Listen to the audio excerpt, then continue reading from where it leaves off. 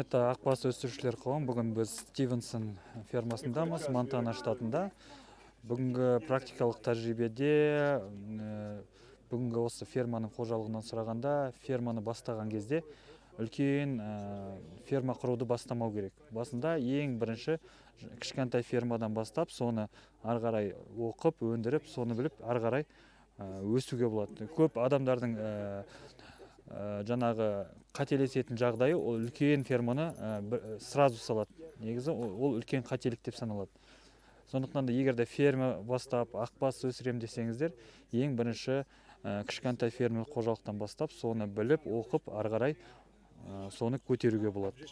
Бұл ферма 5 поколение бойынша жұмыс істейді. Бұл кісілердің ең бірінші аукционы 1914 жылы басталған. Мынандай газовый установкалар жылы беретін. Ішінде газ баллы, газ баллымен қосылатыны. Feel welcome with any questions today.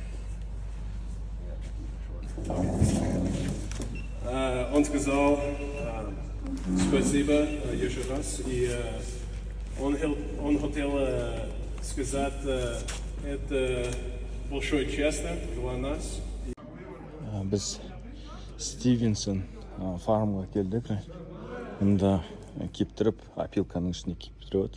Ол мынау как раз біз неден көріп жүрген видео. Біз аудын ететін кезде жабатын есігі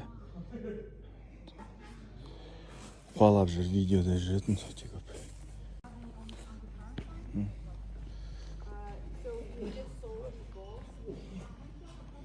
Ер тоқымдары.